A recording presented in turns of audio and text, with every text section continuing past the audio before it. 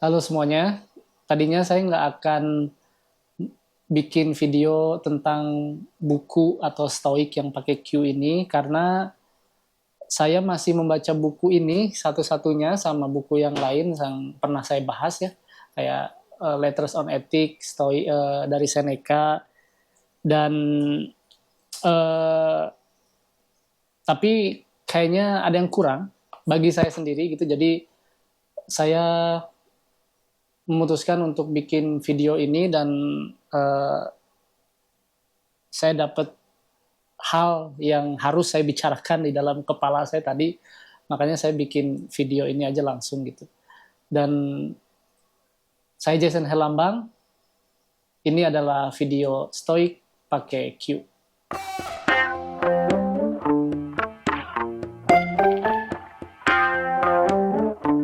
Jadi kalau kamu nonton berita akhir-akhir ini, saya sih ngeliat bahwa ada berita yang ramai tentang sejarah ya, tentang sejarah yang juga saya sedang pelajari, saya sedang berusaha untuk mencari tahu bagaimana cara mempelajari sejarah dengan benar, gitu ya.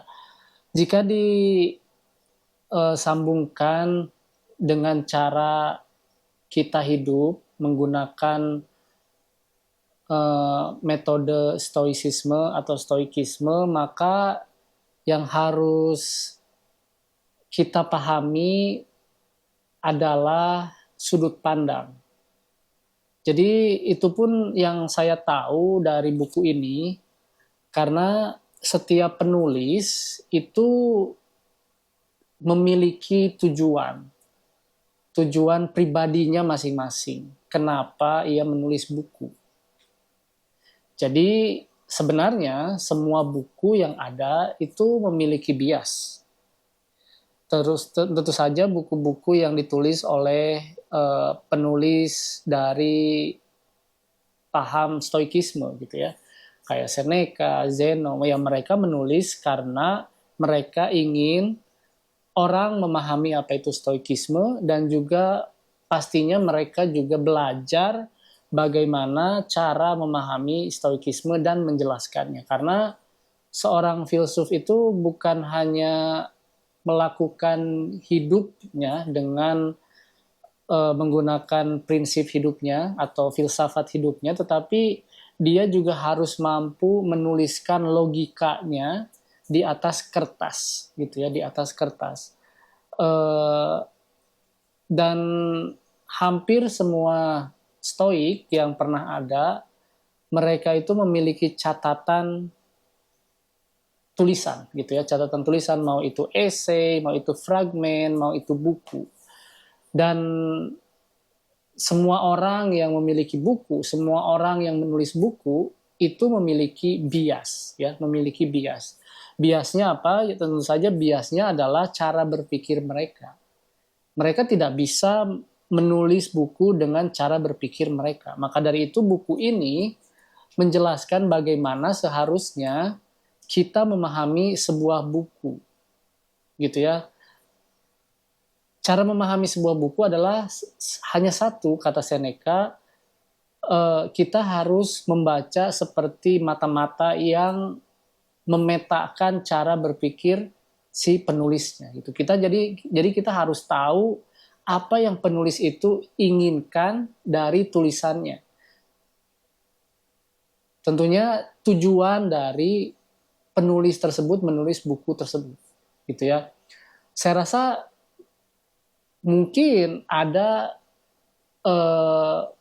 penulis yang ingin membantu kita, tetapi kebanyakan dari mereka itu menulis buku bukan karena membantu pembacanya atau menginginkan bukunya laku, tetapi semata-mata mereka itu adalah orang yang sedang belajar juga seperti kita, gitu ya, sedang belajar cara menuangkan isi pikirannya dengan metodologi yang ada dan media yang ada seperti buku, kayak gitu ya. Kayak semua YouTuber juga pingin mengutarakan pemikirannya, mengutarakan opininya, mengutarakan idenya. begitu juga para penulis buku. Nah, dihubungkan dengan isu yang sekarang lagi beredar tentang sejarah. Kebetulan beberapa minggu kemarin saya pergi ke toko buku di Amerika, di sini tempat saya tinggal. Lalu ada buku yang menarik. Yang pertama adalah Indonesian Destinies. Buku ini kalau saya baca blurbnya, jadi buku ini adalah buku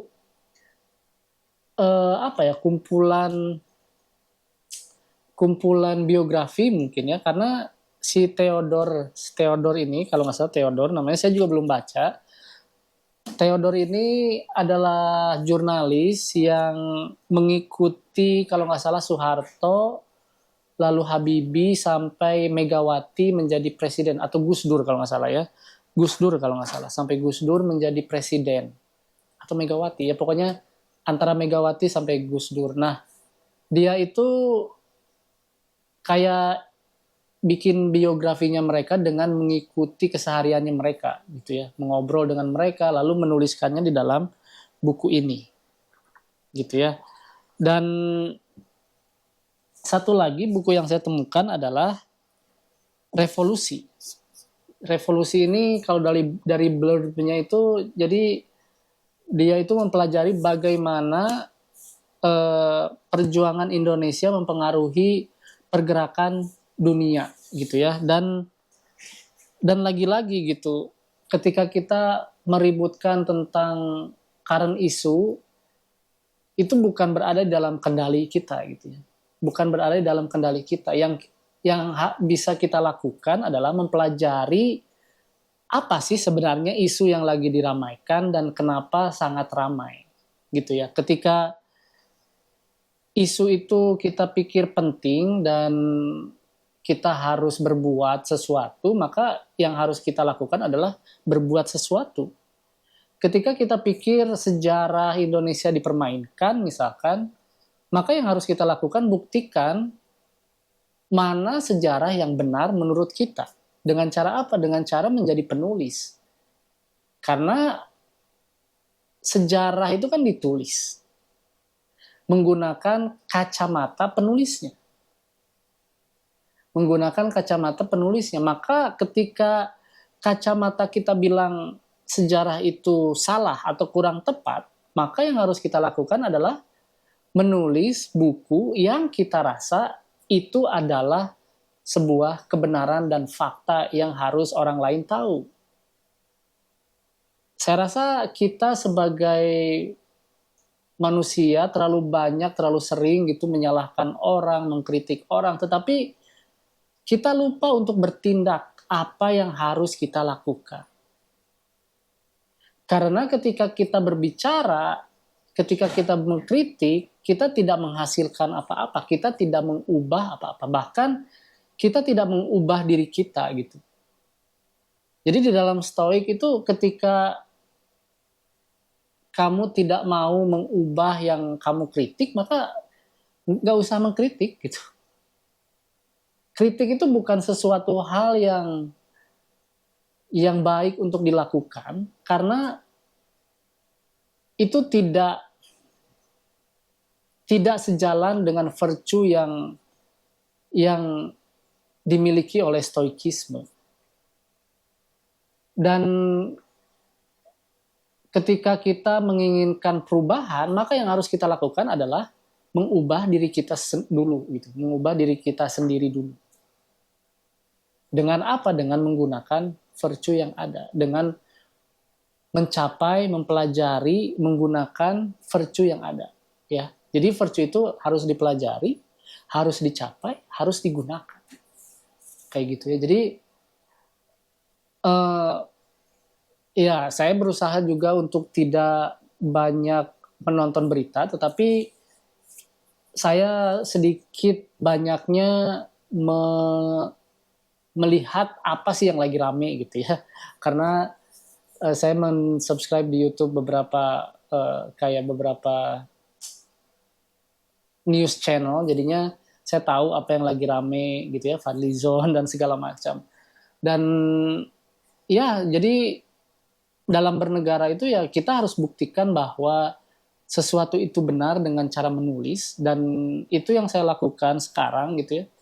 Saya belajar menulis eh, 3 halaman, 6 halaman per minggu, 2 artikel.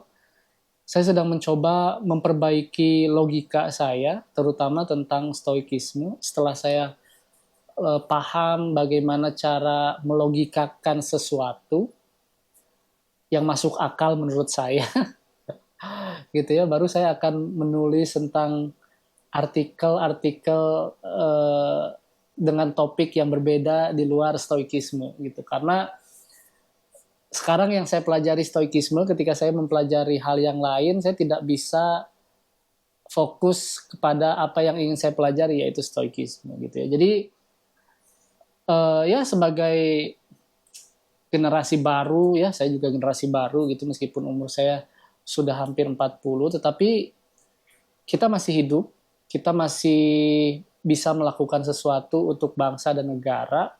Maka yang harus kita lakukan adalah melakukan apa yang ingin kita lakukan untuk negara, tentunya dengan virtue. Terima kasih.